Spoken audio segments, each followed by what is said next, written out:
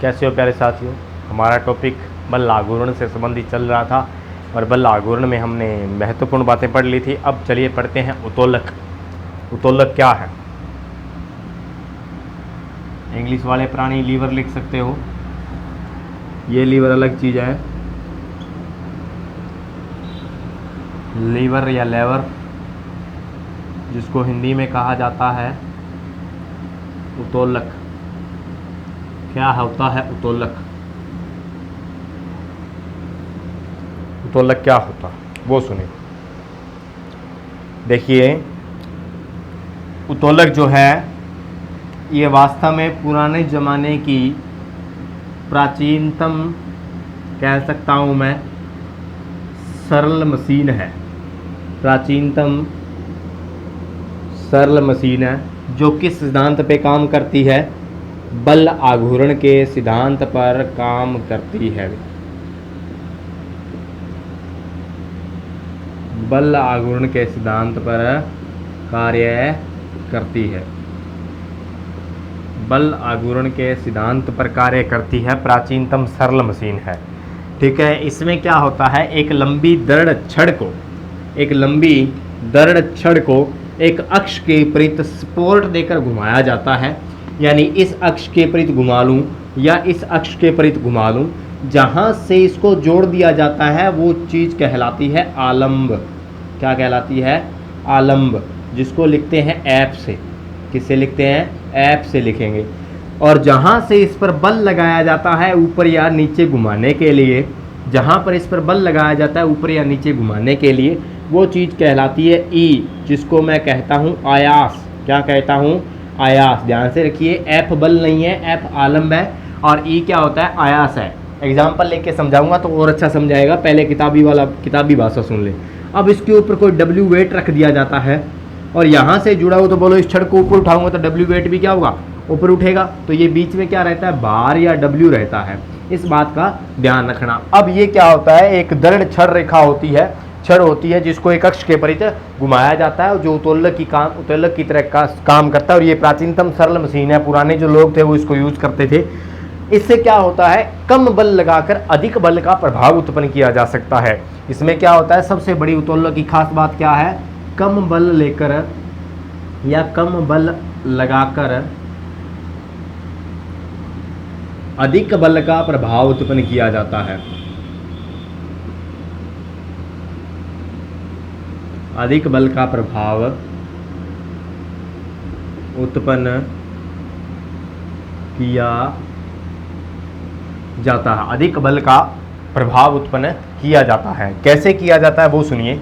मान लो हमारे पास एक पत्थर है और उसको उठाना है। ये पत्थर है, इसको उठाना है और अपने पास क्या है, एक छड़ है बड़ी सारी। ये छड़ है और इसके नीचे लगा देता हूँ। बिल्कुल इसके नीचे लगा दी है इस छड़ को और इसको उठाना है। मैं क्या करता हूँ, यहाँ इसके नीचे लगा देने से और यहाँ एक सपोर्ट डाल देता हूँ। यानी यहाँ इस घुमाव बिंदु, यानी यहाँ से छड़ घूमे, इसको सपोर्ट कर देता हूँ। अब बताइए ये क्या है? W, जहाँ से घूमता है या जहाँ सपोर्ट लगाई जाती है वो क्या होता है? आयास F। क्या होता है? आयास F। ये आयास है और उधर क्या है? सॉरी, आलंब। आलंब F होता है, सपोर्ट होती है आलंब लगाना। लंब हो तो बिल्कुल आलंब। ठीक है, आलंब का मतलब सहारा होता है। यहाँ से सहारा दिया जाएगा इसको। ये क्या है? भार है। अब देखिए, जैसा ही मैं इसको नीचे की तरफ दबाता हूँ एफ बल लगा के, तो पत्थर कहाँ उठेगा? ऊपर उठेगा। आपने देखा होगा फैक्ट्री वगैरह में जो बड़े पत्थर उठाए जाते हैं वो नीचे कोई लोहे से बनी छड़ या लकड़ी से बनी हुई कोई छड़ डाल के और फिर उसको दबाते हैं तो पत्थर क्या होता है? ऊपर की तरफ उठता है। सेम यही कंडीशन है, यहाँ पत्थर रख दिया जाए और यहाँ एक सपोर्ट लगा दी जाए। जैसे इधर दबाता हूँ तो ये पत्थर कहाँ उठेगा? ऊपर की तरफ उठेगा। पत्थर ज़्यादा दूर लगाता हूँ तो ज़्यादा जोर लगेगा। ये तो आपको मैंने बता दिया। पत्थर पास में लगा दिया, इसका मतलब बल आघूर्ण के बीच की दूरी कम होगी। यहाँ से पत्थर लगाया, इसका मतलब यहाँ बल लग रहा है तो ये क्या है? दूरी इससे ज़्यादा है। घुमाव बिंदु से दूरी ज़्यादा है तो बल आघूर्ण बढ़ गया तो आसानी से पत्थर उठ जाता है। ये किस सिद्धांत पे काम करते हैं? बल आघूर्ण के सिद्धांत पर काम करते हैं। इसे क्या कहते हैं? उत्तोलक कहते हैं। उत्तोलक एक सरल मशीन है। चलिए अपने बात कर लेते हैं। क्या परिभाषा पढ़ ली है, उत्तोलक समझ लिया है। अब इसके 3 जो पॉइंट है वो पढ़ लेते हैं। क्या क्या पॉइंट है? सबसे पहले तो भार। आलम्ब और अयास क्या होता है। तो मैंने आपको अयास के बारे में बता दिया। अयास क्या है, एफ ई से लिखते हैं अयास को, और इसके बारे में क्या लिखूंगा, ये क्या होता है, उत्तोलक पर कार्यरत बल होता है। उत्तोलक पर कार्यरत एक बल है, उत्तोलक पर कार्यरत एक बल है।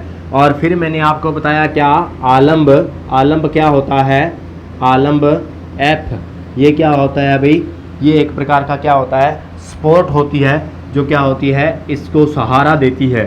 ठीक है, तो आलम्ब के बारे में लिख देता हूं, सहारा या घुमाव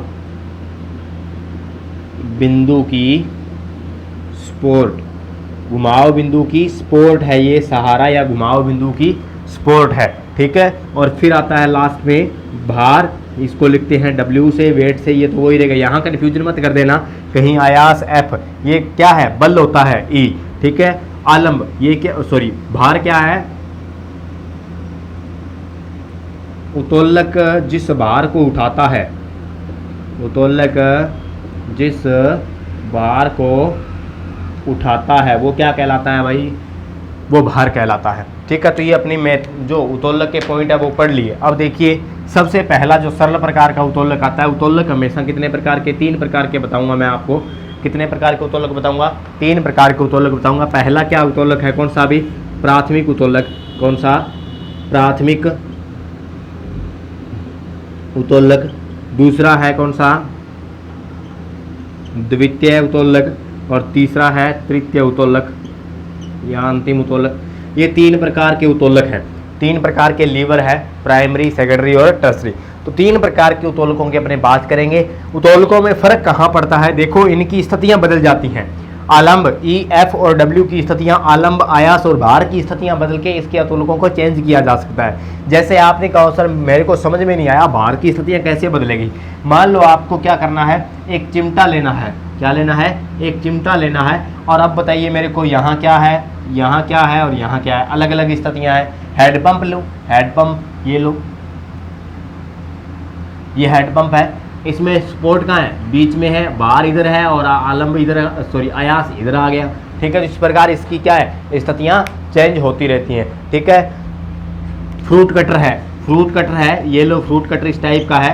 ठीक है, ये यहाँ से घूमेगा, इधर बल लगेगा, और बाहर कहाँ है, यहाँ है बीच में। तो इस टाइप के ये द्वितीय उत्तोलक में आते हैं। तो कहने का मतलब उत्तोलकों के प्रकार में सबसे पहले प्राथमिक, द्वितीयक और तृतीयक पढ़ लीजिए, उसके बाद में अपने आगे की बात करते हैं। तो पहली हेडिंग जो है वो आती है प्राथमिक उत्तोलक की, कौन सी, प्राथमिक उत्तोलक की। तो सबसे पहली हेडिंग है प्राथमिक उत्तोलक। इसमें क्या होता है वो सुनिए। प्राथमिक उत्तोलक सरल जो मैंने आपको बता दिया, प्राथमिक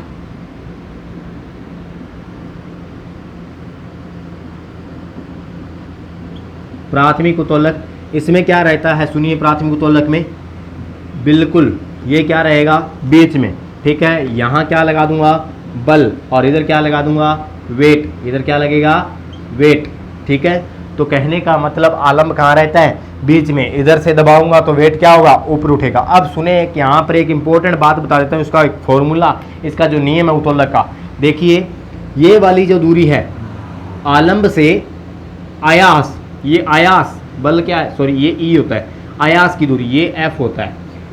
आलम्ब एफ से अयास ई की मध्य की जो दूरी कहलाती है वो उसको लिखते हैं कैपिटल डी से, किससे, कैपिटल डी से। और आलम्ब एफ से जो बाहर की दूरी होती है उसको लिखते हैं स्मॉल डी से, किससे भाई, स्मॉल डी से। अब मेरे को बताइए संतुलन अवस्था कब आएगी, जब ये दोनों चीजें बराबर हैं। अगर मान लो आपके पास तुला है, तुला देखा है आपने, ठीक है, पहले ज़माने में देखते थे तुला, उसमें क्या होता है, इस टाइप का तुला है, और आपने क्या कर रखा है, यहाँ पर बिल्कुल बीच में सपोर्ट होती है और ये 3 रस्सियाँ होती हैं, इधर एक तुला है यूँ। ठीक है, अब इसको बिल्कुल संतुलन अवस्था में बाहर तोलते हैं, बिल्कुल संतुलित होना चाहिए ना बीच में। उस कंडीशन में क्या होना चाहिए, दोनों तरफ बाहर क्या होना चाहिए, बराबर होना चाहिए। ये बिल्कुल आलम्ब कहाँ लगा रहता है भाई, बीच में लगा रहता है। ध्यान रखना तुला के बीच में बिल्कुल आलम्ब होता है। अगर तुला के बीच में आलम्ब नहीं है वो तुला ही नहीं है। ठीक है, तो तुला के बीच में क्या है, आलम्ब है, जो इस टाइप से यूं रोटेट करता रहता है। अगर दोनों बाहर बराबर तो ये बीच में बिल्कुल स्ट्रेट हो जाएगा। तो उस कंडीशन में क्या होता है, आपने देखा होगा ये दूरी तो पहले से बराबर है, दोनों बाहर बराबर है। इसका मतलब ये और F और W इनका अनुपात क्या रहेगा, बराबर रहेगा। यानी मैं कह सकता हूँ E इंटू डी का जो गुणनफल होता है वो W इंटू डी का होगा। ये उत्तोलक का सिद्धांत है, भी ध्यान रखना। यानी कि E इंटू डी का जो अनुपात है, E इंटू डी का जो गुणनफल है वो W इंटू डी के गुणनफल के बराबर होना चाहिए। अगर मैं परिभाषिक शब्दावली में लिखूं तो क्या लिखूंगा, क्या लिखेंगे इसके बारे में? इसके बारे में यूं लिख सकता हूं कि आयास इंटू आयास भुजा, ये आयास भुजा होती है भाई, ये आयास भुजा, और ये भार भुजा, भार की तरफ भार भुजा, आयास की तरफ आयास भुजा, ये किसके बराबर रहेगी? ये बराबर रहेगी किसके? भार इंटू भार भुजा के। ये फॉर्मूला है। आपको अगर दो चीजें दी जाएं, तीन चीजें दी जाएं और ये कहा जाए कि उत्तोलक संतुलन अवस्था में है, उत्तोलक संतुलन अवस्था में, तो आप यहाँ से कोई भी चीज फाइंड कर सकते हो। ठीक है, कौन सा फॉर्मूला लगा के? ए इंटू डी, ये दे रखा है, ये दे रखा है और ये दे रखा है, तो ये दूरी फाइंड करने को बोले और साथ में एक कंडीशन बोले कि उत्तोलक कैसी अवस्था में है? संतुलन अवस्था में। चलिए, ये अपना फॉर्मूला हो गया इसका। अब क्या हुआ, प्राथमिक उत्तोलक में क्या रहता है? हमेशा ये क्या रहेगा? बीच में। तो प्राथमिक कंडीशन, प्राथमिक उत्तोलक में कौन चीज बीच में रहती है? आलंब मध्य में रहता है, आलंब मध्य में रहता है प्राथमिक उत्तोलक में। आलंब एफ मध्य में रहता है और ई और डी इसके क्या, ई और डब्ल्यू के बीच में रहता है। तो ये प्राथमिक प्रकार का उत्तोलक हो गया। ऐसे कौन कौन से एग्जाम्पल है बताइए मेरे को। अगर आपका हेडपंप है और वो यूं, ये लो, ये हेडपंप है और इसको आप चला रहे हो, तो बताइए मेरे को इसकी सपोर्ट घूमेगा कहां से? यहां से। और इस टाइप से डब्ल्यू कहां से उठाएगा? पानी कहां से उठाएगा? नीचे से। और बल किधर से लगाओगे?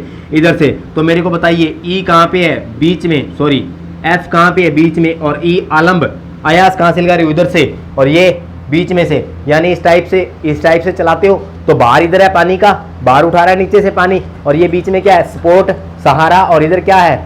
आयास ई। तो इस टाइप का जो उदाहरण है वो प्राथमिक उत्तोलक में आता है। तो प्राथमिक उत्तोलक के उदाहरण नोट कर लीजिए। एक तो लिखिए हेडपंप, हेडपंप। नेक्स्ट लिखिए, हेडपंप के बाद में लिखें कैंची, संडासी। अब बताइए तुला, ये इसी का उदाहरण है या नहीं? तुला। तो इस टाइप के बहुत सारे उदाहरण बनते हैं। चलिए अब बात करते हैं द्वितीय उत्तोलक की। द्वितीय उत्तोलक, द्वितीय उत्तोलक में क्या होगा? भार बीच में रहेगा। क्या रहेगा? भार बीच में रहेगा भी द्वितीय उत्तोलक में। अब कंडीशन सुनिए, द्वितीय जो उत्तोलक होता है, द्वितीय उत्तोलक,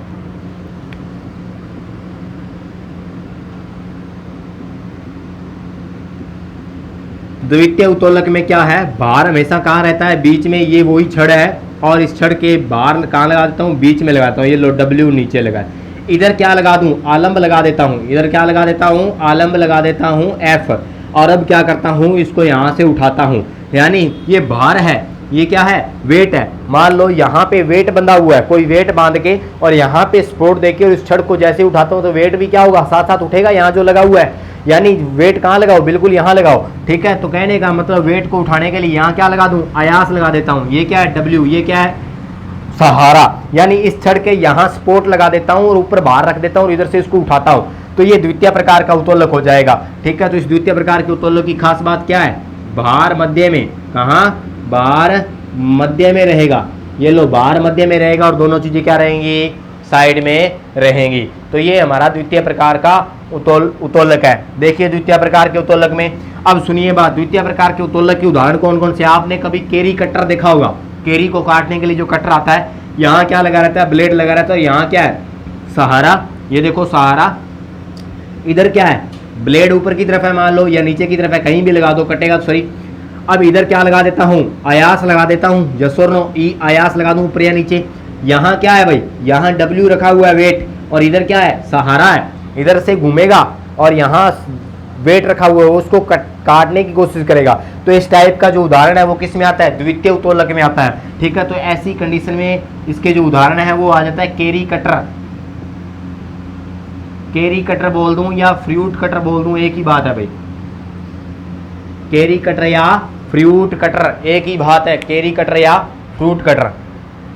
चलिए अब बात करते हैं द्वितीय उत्तोलक में महत्वपूर्ण एग्जाम्पल। ठेला गाड़ी देखी है आपने एक टायर वाली, ये सुनो, बचपन में भी चलाई भी बहुत होगी। ये ठेला गाड़ी है एक टायर वाली, ये लो। अब इसमें क्या होता है, बार देखो कहाँ आएगा, बीच में रखा जाएगा, ये लो बार बीच में, डब्ल्यू कहाँ, बीच में। इधर से मैं क्या लगा रहा हूँ, आयास। और इसका जो सपोर्ट होता है वो कौन, आलम्ब कौन प्रदान कर रहा है, यहाँ पे टायर, आलम्ब कौन प्रदान कर रहा है, टायर। यहां से इसको उठाते हो तो डब्ल्यू भी उठेगा, टायर इसको रोके रखता है। इस छड़ को रोकने का काम जो करता है वो आलम्ब होता है, या मैं सपोर्ट कह देता हूं उसको, या क्या कह देते हैं अपने, सहारा, जहां से घुमाव बिंदु घूमेगा। तो ये सबसे अच्छा उदाहरण है द्वितीय उत्तोलक का। एग्जाम में आ सकता है कि पहिया, एक पहिए वाली जो ठेला गाड़ी होती है वो कौन से प्रकार का उत्तोलक है, द्वितीय प्रकार का उत्तोलक कहलाता है। चलिए अब लास्ट बात जो करते हैं वो करते हैं तृतीय उत्तोलक की। और इसमें एक पूछा गया एग्जाम्पल, किसान का हल कैसा होता है, ये तृतीय प्रकार का उत्तोलक है। कैसा है भाई, तृतीय प्रकार का उत्तोलक है। ठीक है, तो ये तृतीय प्रकार में आलम्ब बीच में रहता है। क्या रहता है, आलम्ब बीच में रहता है, तृतीय प्रकार का उत्तोलक। ये लो हमारे पास तृतीय उत्तोलक आ गया, और इसमें क्या रहेगा, आलम्ब बीच में रहेगा। देखिए आलम्ब बीच में रहेगा, सिचुएशन क्या बनती है, ये देखिए,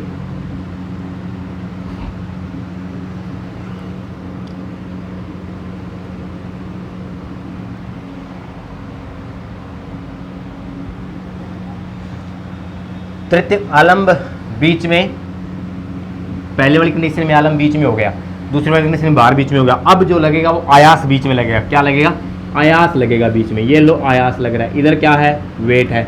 क्या है भाई, वेट है। यानी बिल्कुल छड़ के बिल्कुल मध्य से इसको खींचा जाएगा, बल मध्य से लगाया जाएगा। और इधर क्या है भाई, इधर कोई सहारा या आलम लगा देता हूं, इधर कोई सहारा या आलम लगा देता हूं। ये लो सहारा या आलम लगा देता हूं, ये रहा आलम। तो ऐसी सिचुएशन में प्रथम जो उत्तोलक था उसमें आलम्ब बीच में, दूसरे में बार बीच में, और तीसरे में आयास बीच में लगता है। आयास बीच में लग रहा है। देखिए ये इस टाइप का किसान का हल है, इस टाइप का किसान का हल है। और बताइए मेरे को आयास कहाँ लगेगा, बीच में। यहां से खींचा जाता है इसको, यस सर, यहां से खींचा जाता है। और इधर क्या लग रहा है, इधर नीचे की तरफ ऊपर से इसको दबाया जाता है, वेट है। और इधर क्या है, आलम्ब है। तो कहने का मतलब किसान का जो हल है उसको बीच में से खींचा जाता है, तो आयास कहाँ लग रहा है, बीच में। तो इस प्रकार की कंडीशन को कहते हैं तृतीयक उत्तोलक। ये तृतीयक उत्तोलक था। चलिए एक एग्जांपल इसका लिख लेते हैं, किसान का हल।